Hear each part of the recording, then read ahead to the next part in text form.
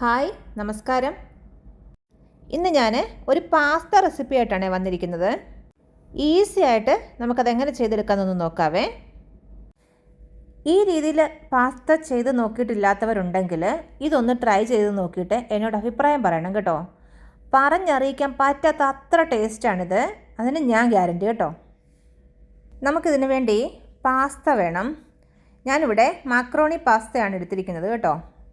അത് ഞാൻ ഏകദേശം ഒരു 250 ഗ്രാം എടുത്തിട്ടുണ്ട്. പിന്നെ നമുക്ക് കുറച്ച് ഗാർലിക് വേണം, പിന്നെ ക്യാരറ്റ് വേണം, നല്ല ചോപ്പ് ചെയ്തെടുത്ത ക്യാരറ്റ് വേണം. ഇനി ഞാനിവിടെ ഒരു സവാള ചോപ്പ് ചെയ്തെടുത്തിട്ടുണ്ട്.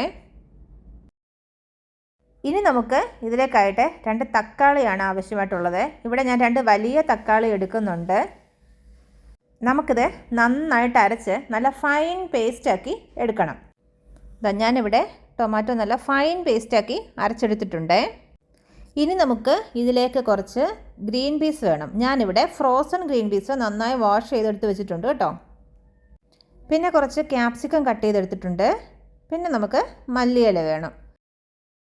ഇനി പാസ്ത റെഡിയാക്കി എടുക്കാം. ഫസ്റ്റ് നമുക്ക് പാസ്ത ഒന്ന് വേവിച്ചെടുക്കണം.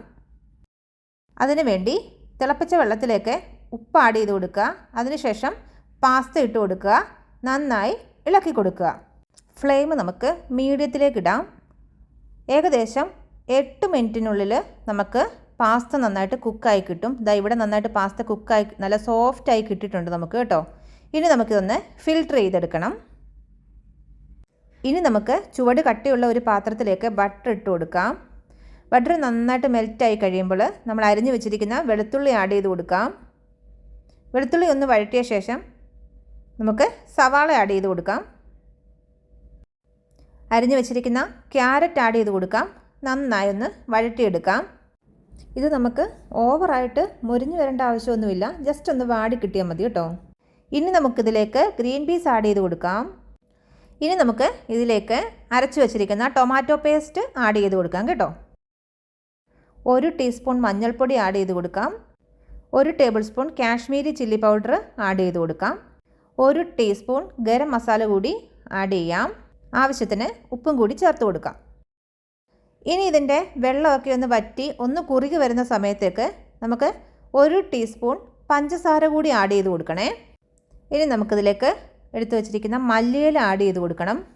മല്ലിയില കുറച്ച് ആഡ് ചെയ്ത് കൊടുത്താൽ മതി, ബാക്കി നമുക്ക് പിന്നീട് ആവശ്യമുണ്ട്. ഏറ്റവും ലാസ്റ്റിൽ നമുക്ക് ക്യാപ്സിക്കം ആഡ് ചെയ്ത് കൊടുക്കാം. ക്യാപ്സിക്കം ലാസ്റ്റിൽ ആഡ് ചെയ്താൽ മതി, കാരണം വേവാൻ പാടില്ല, ക്യാപ്സിക്കം വെന്ത് പോകരുത് കേട്ടോ. ഇനി നമുക്ക് വേവിച്ച് വെച്ചിരിക്കുന്ന പാസ്ത ആഡ് ചെയ്ത് കൊടുക്കാം. പാസ്ത ആഡ് ചെയ്ത ശേഷം പിന്നെ നമുക്ക് കുക്ക് ചെയ്യേണ്ട ആവശ്യമൊന്നുമില്ല.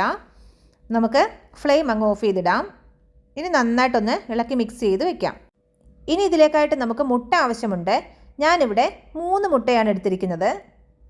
മുട്ടയിലേക്ക് ഉപ്പ് ചേർത്ത ശേഷം നമുക്കൊന്ന് സ്ക്രാമ്പിൾ ചെയ്തെടുക്കണം.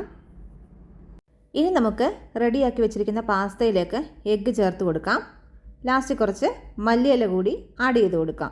അപ്പോൾ ഇത്രയേ ഉള്ളൂ, വളരെ സിമ്പിളാണ്. ഇത് എല്ലാവർക്കും ഇഷ്ടപ്പെടും. നിങ്ങളിങ്ങനെ ഒന്ന് ട്രൈ ചെയ്ത് നോക്കൂ കേട്ടോ. അപ്പോൾ പാസ്ത ഇങ്ങനെ ചെയ്ത് നോക്കിയിട്ടില്ലാത്തവരുണ്ടെങ്കിൽ ഇങ്ങനെ ഒന്ന് ട്രൈ ചെയ്ത് നോക്കിയിട്ട് അഭിപ്രായം അറിയിക്കണം കേട്ടോ. Thanks for watching.